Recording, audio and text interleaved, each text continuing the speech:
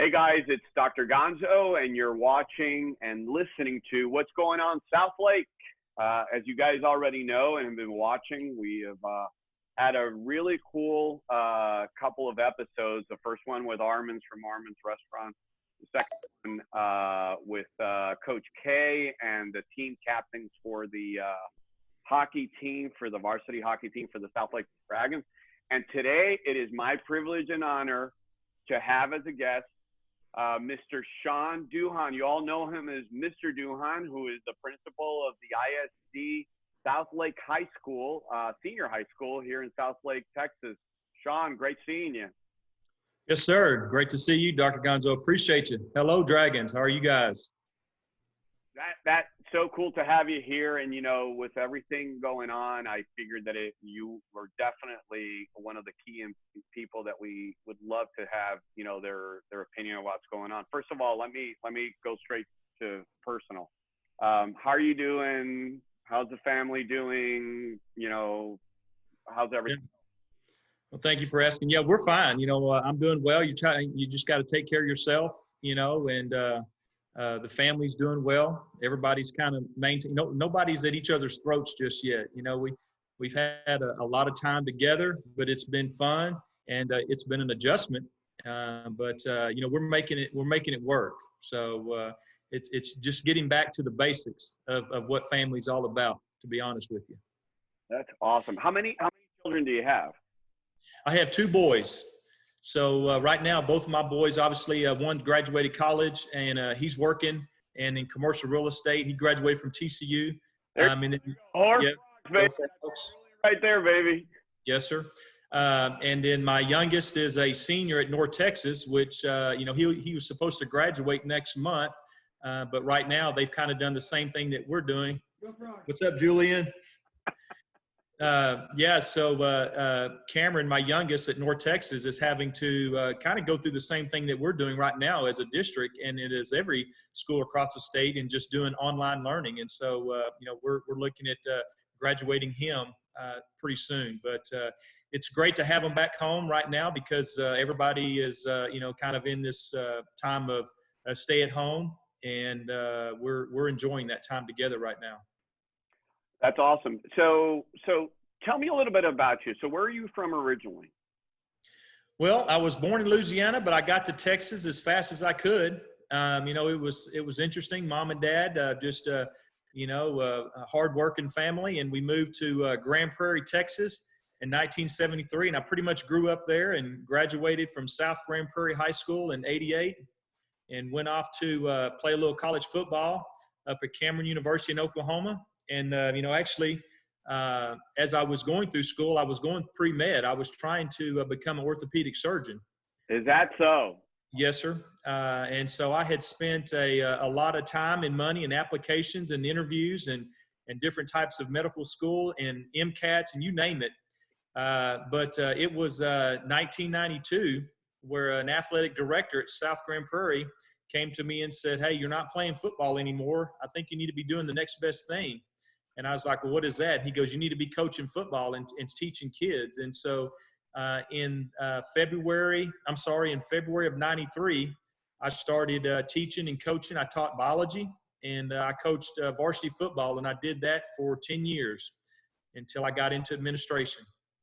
So what drew you to administration? I'll tell you, similar to medicine and what I have to do in our department, being an administrator, it's just like running a football team. I see a lot of correlations, I mean, day in and day out. In fact, I joke around with some of my administrator friends and I tell them that my administrating class every day is watching to ESPN and go in the mornings as I'm driving in, because they talk about all the things that you have to deal as an administrator. Yeah.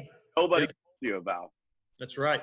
I mean, it is. It's very parallel to those types of things. You know, I don't know. I think, you know, I wanted at the one point to have two boys, and I wanted to spend time coaching them, and I did that.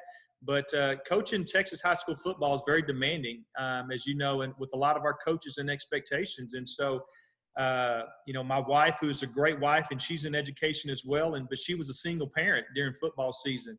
And one of my principals that I worked for several years came to me and said, hey, Shawn, I see a lot of potential, a lot of leadership opportunities and growth for you. He goes, why don't you think about moving into administration where you can have time with your family and spend more time with your family than being away with them and coaching other kids. He goes, this way you can, coach kids and coach adults in administration. And so, and I took that to heart because I really respected him. And then, heck, and besides me coaching my boys, I was able to give them their diplomas. So that was more special and meaningful to me.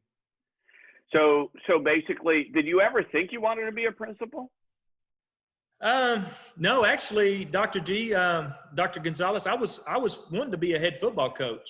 I'm going to call you Shawn. Okay. Dr. G or Gonzo. You don't have to. Gonzo. All right. I like Gonzo. Yeah, I was looking to be a head football coach. I had interviewed and had been offered a couple positions at the time to be a kind of head football coach, athletic director for some districts. But I just took it to heart what my principal told me in a different direction and role. And so I asked him, what do I need to do that? He goes, just go back to school, get your master's, and I'll hire you as an AP. And so I moved from an AP. I've been to only 4 different districts. I was a associate principal at Bowie High School in Arlington. I was an associate principal at Northwest, and then I became the principal at Carroll Senior High School. And so after leaving, Grand Prairie High, obviously, but I just felt like, being that leader of the school as opposed to leader of a team, which I am still, I consider, a leader of the team. I'm leading 132 staff members and adults and 1,400 students besides just one team. And so it's been so rewarding and enjoyable. I don't think I could do anything else now. Well, so how'd you make it to Southlake? How did that opportunity come up? Well, we had a house built in Southlake in 2007. My wife and I and our boys, and I'm going to share a quick story here with you. It's really funny. My boys were 4th grade and 2nd grade, and we were riding around looking at homes and looking places to build. We had an opportunity to build, and I was still coaching at the time. I might have just got out and got into administration, and my oldest boy, who played football at TCU, he said, Daddy, if we're going to move, I want to be a Dragon. And I'm like, dude, you're 4th grade. What do you mean? He goes, there's only one place that I want to play football at, and that's to be a Dragon. And so the wife and I made some trips up to Southlake, and we found us a piece of property, and we built a home there in 2007, and we lived there for 10 years. And so during that time, my wife worked for Carroll ISD in the administration office, and then I was the principal or associate principal at Northwest High School. And I just had a lot of connections with Dr. Faltis, and at the time, Dr. Villarreal, and, Matt Miller, and a lot of those administrators there, and just said, hey, whenever the opportunity comes and the door opens, I would certainly like to interview and be interested in the Carroll Senior High School position. And lo and behold, that was 9 years ago, and it happened, and I was blessed, and God put us in a perfect position for that to happen. That's awesome. Great. Well, let's fast forward now. You've been a principal since what year? At Carroll Senior High School since 2011 and 12 was my first graduating year. Okay. So we're now 8 years into the making of it. In fact, 2012, we got here in 2012, and we've been very fortunate to have found Southlake. In fact, we found Southlake because of a common friend, a president right now of the Catholic healthcare systems, Doug Lawson. Okay. And when we basically moved from Cleveland down here, we're looking to move, Doug says, you got to go to Southlake. I mean, there was no place. There was no Dallas. There was no Plano. There was nothing like Southlake. And so yeah. Natalie.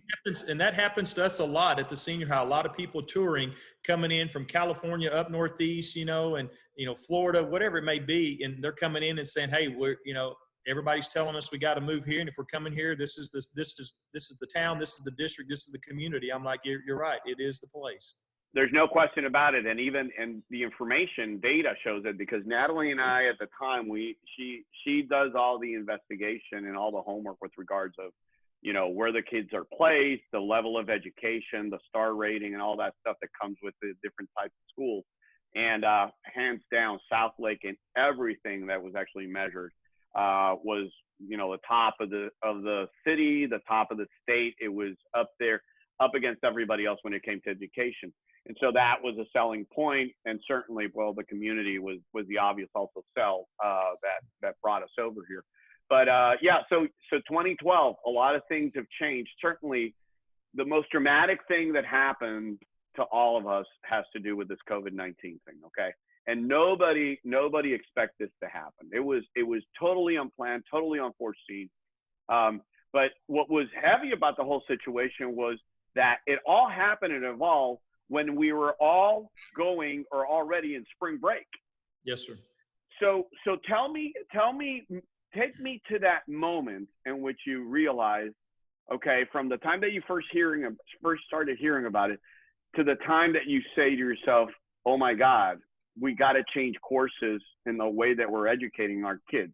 Tell me when you first started hearing about the COVID-19 thing, and how did that impression evolve over the course of the weeks following? Absolutely. Well, you're right. I mean, it caught us all by surprise. And, I think it was something that we were learning as we go. So we're on spring break, and Dr. Faltis and cabinet, started texting and emailing all the principals. And it's like, hey, we're going to have to meet. We're going to have to talk. And we don't know what this looks like. Like I said, we were pretty much kind of evolving daily. And so we had this district leadership meeting at central office over spring break. And if you remember correctly, our calendar had us coming back on a Monday for a staff development, and then a Tuesday is when the kids would return. And so they begin to tell us that we think that we're going to get some direction from the Tarrant County health officials or the government. I mean, the governor, Greg Abbott, that we're going to kind of shut some schools down and put some people in isolation to help to stop the spread of this. And at that point, everybody's thinking, this is crazy. What are you talking about? We were kind of getting it, but I didn't understand it. And so it was really like news to everybody. And so we met as a staff and as a team, and they decided that, hey, we're going to have to put out this survey. We want to know all, and you guys obviously got it, and we got it. And, hey, this survey of where you were at for spring break, where did you travel to? How many days were you there? Were there any, illnesses or symptoms that you're receiving or, that you're dealing with? And so all these questions started putting in place, and these survey is like, hey, this is real. This is something that we need to start looking at. And then as the survey went out, then they sent information to all the principals, all 11 principals in Carroll ISD, about staff members who had traveled, who were outside of the U.S., who maybe had been in some of those hot spots at the time, where we had to evaluate our own staff and to say, hey, we're going to put the brakes on this right now because, we just met with probably 40 to 50 surrounding districts in the state. And they were all about to go on spring break, where we were just coming off of spring break. So there was a little overlap for us actually being a little early. And they said that they're going to suspend everybody's back to school time for 2 weeks. And we're like, what? That's never been heard of. We're like, are you serious? This is crazy. And so we're just like, okay, an extended spring break. Well, then you get all the facts back from the survey. And, I had to go through, I had 4 or 5 teachers that had traveled out of the country. I had a few teachers that were on cruises, and we're like, hey, you're off limits. We don't need contact. We don't need you visiting the campus. And so we had to set parameters for things like that. And that's not even touching our 8,000 members of community that attend Carroll ISD, our 8,000 kids and their families. And so what does that look like? Well, so we continue to get information. Dr. Faltis and his team has done a tremendous job on keeping us informed about what's going on and what's taking place through the surrounding districts and across the state, obviously. And so when they said we're going to an extended closure, well, of course, in our world, education's got to continue. Right. We got to make sure that kids are being educated in a way that we are providing that, or that, that we agree that we can provide that. And so we again met as a team and said, what does it look like? What are we expecting?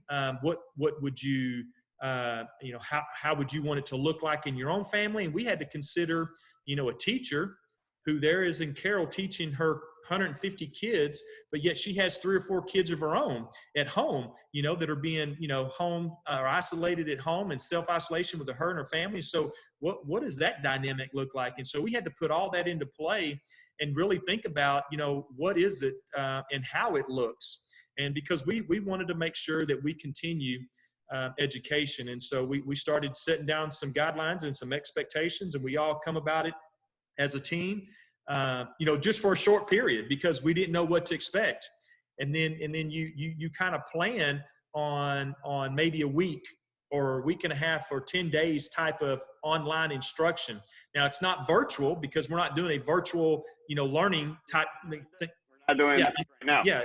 It's not like this. So it's kind of just an online learning type. And what does that look like? And I will tell you, we're very fortunate because last year, Carroll ISD going to 1-to-1 technology, laptop to student, student laptop ratio, where all our kids, we're fortunate for all our kids to have that opportunity to have a laptop or have some sort of learning device at home, where there's a lot of districts across the state that are not. And what does that look like for them? And so every district is different in trying to provide some sort of education. So we thought it was only going to be for 2 weeks.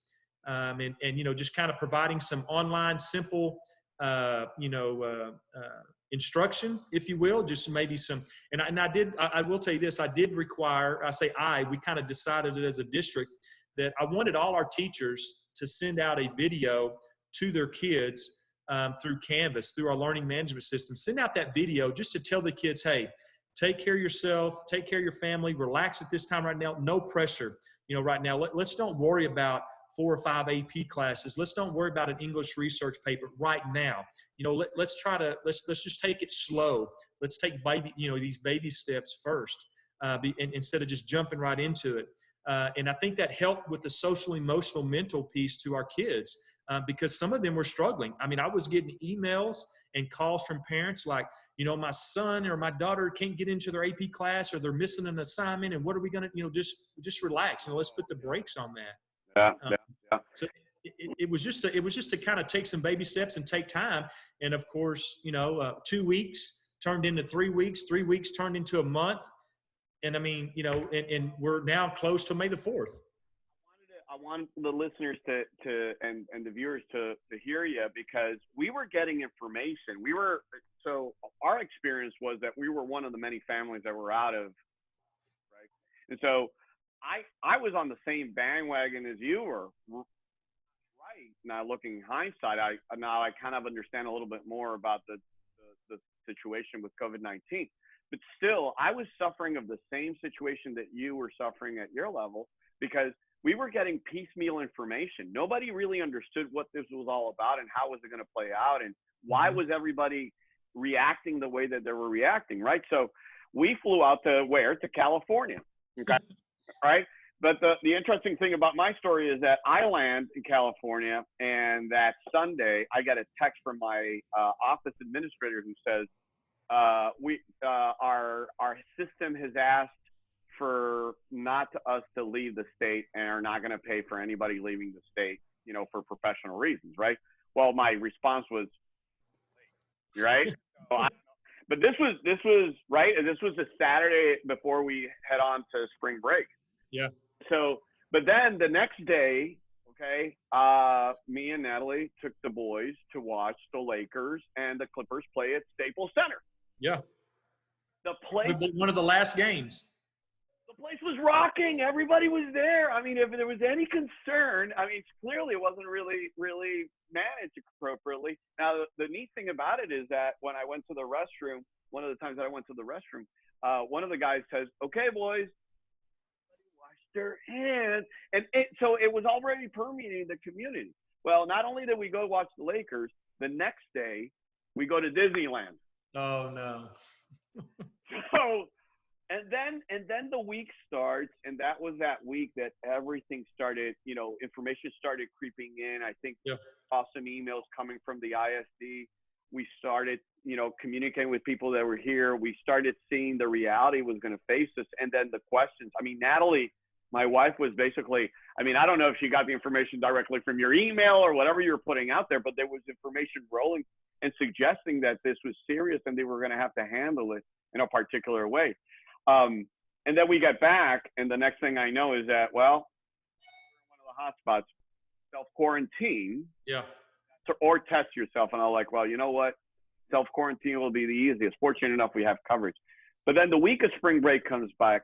Did that give you, the spring break, was that fortunate, lucky that it happened because it gave you the time to do what you have to do and go into this crisis mode?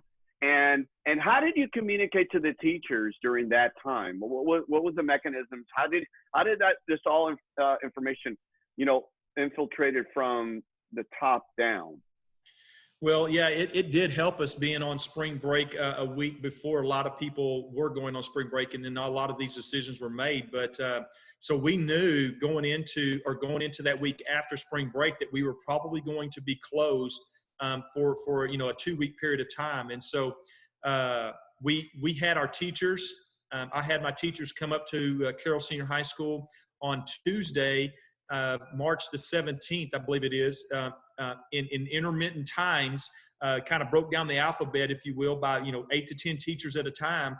And we kind of did our social distancing. We practiced that and modeled that. The teachers came up. I made sure who was there on campus, and they went to their rooms to kind of get some instructional material, some things that they would need to kind of do this 2 or 3 week online instruction. And during that time, we were kind of talking with them and visiting with them and sharing some of the information. So that way, I was giving it to them firsthand, face to face, as they came in, just to say, hey, don't know what to expect right now, but here's what we got to do. Here's what the expectations are to kind of continue some sort of online instruction for our kids for a short period of time, or until we find out about how long this is going to be. And so it was a little practice of just kind of, hey, how you doing after spring break? Everything's great. Hey, go to your room. You got 15 minutes, get your computer, get whatever you need to do things at home, and check you out and sign you in and sign you out, and you got to be gone, because the district wanted to come back in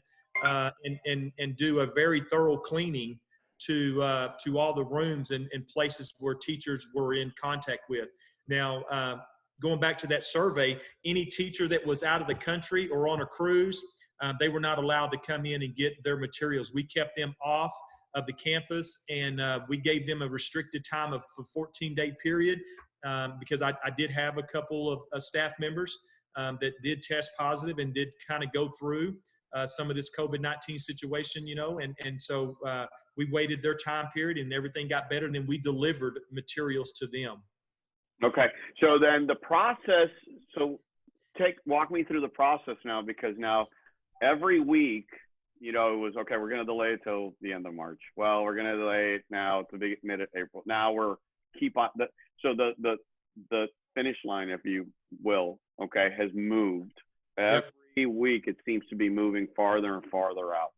So tell me the process, because there was the short-term plan that we're going to do that for a couple of weeks.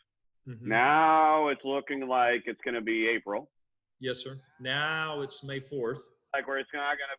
So tell me that process. How did that go, and how did the teachers and everybody adapt to this new reality? What was the process like? Well, it was a little unsettling for our teachers, because it's not the norm. Nobody knew what this was going to look like. Basically we're getting our instruction, or I should say our information from Governor Greg Abbott and what they're doing in the local cities and communities. And then we just kind of visit, like I said earlier, Dr. Faltis is on a group contact information with a lot of the districts around us, 40, 50 districts around, and we're all trying to be similar and very connected in what the plan is. And so, 2-3 weeks turn into now what is May the 4th. And so it is different for our teachers. It's not the normal. And so now we're trying to learn just like the kids are learning and what this new instruction looks like. You know, all the way from the grading policy to you know, tests or assignments or you know, even AP exams, you know, College Board. That's huge. And, you know, we have over, you know, 3,000 tests that are going to be given in May for about 1,100 AP students. Well, that's no longer happening, and it's happening now online. And so there's a new norm that we're having to learn as educators, which, you know, that's okay, because sometimes getting out of that comfort zone and challenging ourselves helps us become better teachers and better educators. And doing online, not virtual, but doing online learning is something that we've always, you know, the last year or so, we've had the opportunity to do, but yet not a lot of teachers felt that they wanted to embrace it completely. Well, this is a time and opportunity where we've had to completely embrace it and then just manage through it, and then just kind of learn as we go. It's just trial and error. But you know, right now the teachers are doing phenomenal. I've got a lot of emails from parents saying, you know, Mr. Duhon, thank you for this teacher for what they're doing, or Mr. Duhon, thank you for the video that these teachers are sending. This is great. Because the one thing that we're missing, Dr. G, and that's the hardest thing. Yeah, we can provide instruction, but it's the day-to-day reactions. It's the day-to-day relations. It's the day-to-day connections that I miss, that I know our teachers miss. That's the hardest thing.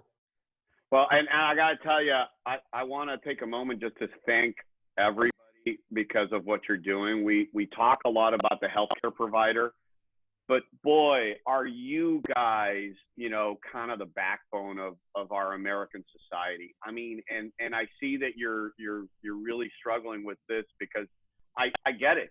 I get it. We, you know, your first grade teacher will always be your first grade teacher, and it had to be more so than simply just putting something on a board.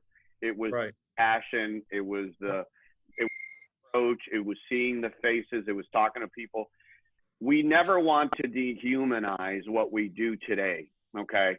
Because it's very important for us to sort of, as a society, be in contact. And as I always say, you know, vision is part of a major part of what we do. If we can't touch and we can't react to things, and seeing our teacher and seeing those loved ones makes a huge impact, because there's so much you could do with a bot or a online presence or whatever is it that you want to call it. But I will tell you that my, you know, shout out to all the teachers and to the people that are in the front lines, because the reality about it is, Shawn, that we couldn't do what what we're doing. I wouldn't be a doctor if it weren't because of my teachers, you know. And we appreciate that. Thank you. I appreciate that. This is really, I mean, it's really incredible the way that it's changing. Now, there are some advantages to it, right? I mean, there are some advantages, I think, that we're realizing with this with this model now that we're facing, the online video conferencing and things like that. And you kind of go back to some of the schools that popularized that online, you know, education that you and I mean, at least I know I looked at it and kind of raised my eyebrow. Well, what do you mean University of Arizona, you can do online schooling? But you know what? It's now becoming the reality of what we do. And so I wonder, you know, at least in medicine, one of the things that I found out, and I told you this before we got on the show, is that I'm actually doing my patient evaluation. I'm using now this particular medium to sort of visit my patients, to see them, you know, and now the only difference is I can't examine them, but it's a new reality. So I guess, you know, it always comes back to the question, at least it happens in my field, is to how do you guarantee the quality of what the service that you're delivering? How do you, and how does the ISD and maybe educators in general looking at this new reality of online education and online teaching to fulfill the mission of educating our kids and getting them to, you know, how does this lock into, you know, our kids going to TCU, going to Harvard, right, going to Yale, right, going to these places, I mean, UT. So how does this lock in terms of showing our quality product, okay, moving forward? Something that we're not. Well, I think that's a very valid question, and because and even our teachers, our question was, you know, our one motto or our one core value of Carroll ISD is excellence. And so how do we continue that excellence in this online educational, new norm that we're in. I'm just going to have to say that's yet to be determined. We don't know. I guess right now we're kind of setting the bar, or we're kind of, starting the at ground level or ground zero with it right now. I can tell you that our kids in Carroll, like Julian and everybody else, they desire that education. Our kids, they appreciate it, and so what we're giving them, we hope that it is a form of instruction that will help them not only complete or finish out this COVID-19 piece, but yet to carry them on to the next level, whether it be a university or to two-year college or the workforce. We don't know. I can tell you that the technology was something, the online technology piece was something that we could utilize as a tool to help us. And that tool, I hope, now doesn't turn into the main source, if you will. So I hope that one day that we do get back to what reality is, or to what education is meant to be, a face-to-face, an interaction, a connection, an engagement. But if we're having to engage students in a different concept through the use of technology, I don't know right now what that excellence looks like. Okay, and so then I guess closing that particular topic, do you think this is here to stay? Is that the feeling out there? Is it an opportunity for us to do things differently? Online schooling in college is something that's done. Online schooling in high school and lower grade school, is that something that we're going to be doing in the future? I don't foresee it happening as much as people think, because of the simple fact that I think that every kid needs that teacher interaction. Every kid needs that classroom. Every campus principal needs that teacher and student to connect with. And so, I will tell you, as long as there are extracurriculars involved in high schools, or even middle schools, from choir to theater to football, basketball, baseball to anytime, as long as there's UIL activities, I think that the brick and mortar high school or a campus itself will always be there. And I think there are more kids that would take advantage of that opportunity than not. And for those kids to go on to do online, I just don't know if that's going to be the right thing to do. And I don't know if that's going to happen or not. Right. Well, and you hit on something. Social distancing has really changed the way that we even interact and express ourselves with people. It's important for us to continue the social development of human beings, and it can't all be, cooped up in a house and not being with your buddies and doing all the cool things that you did when you're actually growing up. Let me ask you a question then, moving forward towards the scenes. Okay. Listen, I was fortunate enough. I went to a small school. It was 65 of us. Wow. Well, I guess you were valedictorian? No. Actually, I wasn't. There was actually somebody smarter than me. But it was in a small community in Puerto Rico. It was 1985 when I graduated from high school, and it was Catholic school. So, that nuns were different back then, and everybody knows about the priest, but we're going to leave that for a different discussion. Yeah, that's a different subject. Yeah. So tell me, so let's talk about the seniors. Okay. Before all this, there were, and it breaks everybody's heart, but that's a reality. There were girls getting their prom dresses. There were dates being made. There was, a lot of anticipation and excitement for your senior year. Then there's the families that are flying in to watch their loved ones and their grandkids, or even children in some cases, graduate and do that march. I know Whitechapel has a really nice activity that they hold every year.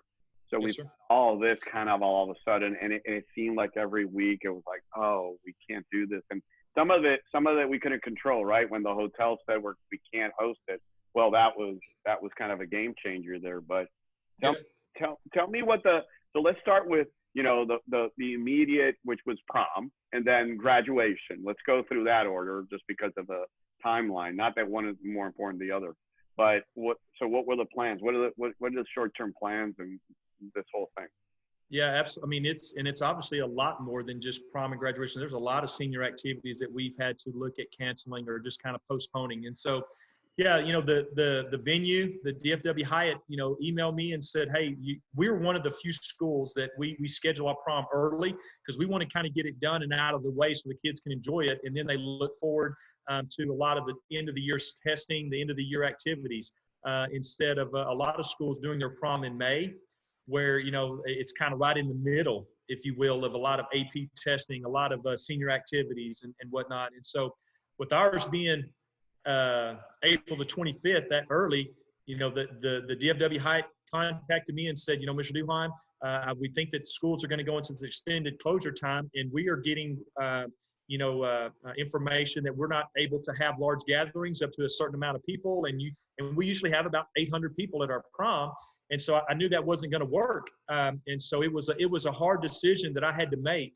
And I will tell you that I have a little cohort of principals that I reach out to and talk to that, we communicate back and forth with. The principal of Allen, Grapevine, Colleyville, Coppell, Colleyville Heritage, Byron Nelson. So all of us, we talk and visit, and they're like, Duhon, are you crazy? You're going to go ahead and cancel your prom? I'm like, guys, I don't see us, being able to have it, plus DFW Hyatt is telling me that if I don't cancel at a certain time, that I'm going to lose, our down payment and all this. And it's a financial reason as well. So when I decided to cancel, I began to look at different alternatives because I had 2 or 3 seniors email me and like, Mr. Duhon, we get it. We understand it. But if there's a possibility, if we were to return, could we have a prom? And I'm like 100% yes, let's do it. So I began to think, there's could be a more innovative and creative way to do this. And so, yeah, so it starts with prom. Right now I'm looking at and visiting with other venues where if it has to be maybe June or July, I don't know, because I want to have something for the seniors. We've already had to cancel prom. I had to cancel the panoramic picture. I had to delay the delivery of all their cap and gowns and their announcements and things. And then, the senior picnic I've had to cancel. Senior awards we've had to cancel. So there's a lot of things that they're missing out on that I don't feel like, as a principal, we got to give them something. And so I'm looking at different venues. We're looking at indoor places in June or July, and that goes along with graduation. I can tell you that I have been in contact with places like TCU for their indoor facility for graduation. I've been in contact with the Verizon Theater in Grand Prairie for an indoor venue for graduation. It's great that we live in the community that we do, because White's Chapel and Gateway both have reached out to me and said, Mr. Duhon, we're here to help you. If you need our venue, please let us know for any reason.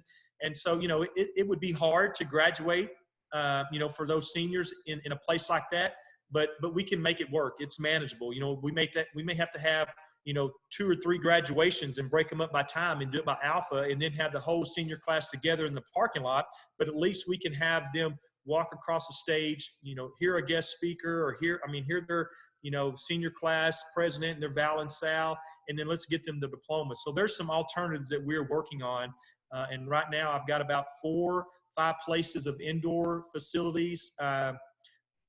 What's ironic about that is all of them are not doing anything for the month of June. They won't take any reservations for the month of June because they don't know because of the uncertainty of this. So it's either July or early August. And so I know a lot of our families, probably are not around in the early months of July. And so I'm looking at some things in the end of July and try to schedule something to where we can have, some prom, some graduation ceremonies and things for our seniors of 2020. It's very important for me that happens. Shawn, I'm going to turn into my ESPN analyst now. Okay. And, we aren't missing all the sports right now. So yeah, I'm dying.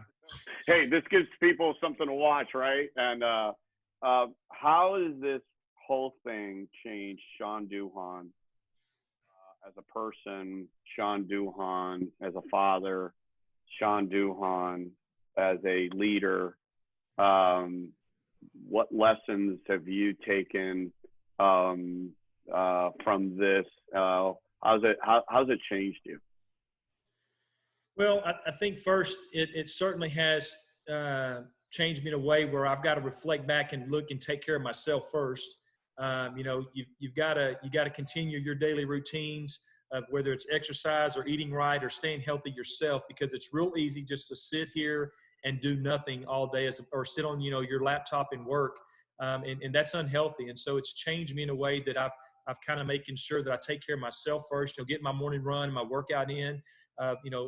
Family wise, it has certainly changed that dynamic to where, you know, everybody's here back at home, being an empty nester for 4 years, the wife and I, and so it certainly has changed that. The perspective of being a leader, it's just new learning, new challenges, and that's what makes a great leader, a great school, or a great district is, you know, we're met with these challenges, and how we overcome those challenges determines what type of district that we're going to be a continuing front runner in the state of Texas. And so just forever changing that type of behavior, or that type of role that you were once used to. And so it's changed a lot. I know it's changed a lot of family. Obviously, it's probably changed your profession. You know, I don't know how many, you know, surgeries you've done in the last month or so. It's probably, you know, I mean, it's changed everybody. And so I just you know, and thankful that my family is still happy and healthy, and that we get to spend time together. And then two, my extended family at Carroll Senior High School, that we're still being able to, you know, provide a quality education, and hopefully look forward to, sharing some of this time with our seniors. Shawn, last thing, what do you want to tell Dragon Nation? Man, I miss y'all. I miss them. Yeah. That's all. It's not fun. Yeah, it's not fun. But, I miss all the activities. I miss the kids in the hallways. So hopefully we get back to normal soon. We will, brother. And let me tell you something, like a leader like you, there is no question in my mind that Southlake is in good hands. I'll tell you, if I were a owner in a franchise, I want you as my quarterback. Okay, brother? All right. Come on. Where's the contract? Well, let's get over this, and then we can talk about sports later, okay? All right, Shawn. Well, listen, thanks again for taking time of your day. I know that you're probably, I have not asked you how many hours have you slept, or how many hours do you think you haven't slept, because this has kept you up probably for the last 2.5 months going, because it's been crazy. If it's crazy for us, a person like you, it's got to be driving insane, and you haven't been able to sleep that much, my friend. But we're very thankful because of the work that you do. I know my kids brag about you, and a lot of the community really are proud of having you as a principal. But, you know, we also want to say thank you to you, to your entire staff, to the team, to the administration of the ISD, because, you're important, and our community and our children need that. Thanks again for taking time of your schedule. I know that it's crazy, but it was cool to actually interview you. I'll take you up maybe, if you can, maybe next time when this all is said and done, we can sit down and reminisce and look back at the video and laugh about what we were doing then. Absolutely. I'd be glad to do that. And I appreciate you, and I do appreciate the Southlake community and the support that we're getting. That's awesome, Shawn. Well, listen, thanks again for joining in. And for those of you watching at home and listening in your car as you're driving, this is Dr. Gonzo signing off for What's Going On Southlake, and we'll see you in the next episode. See you.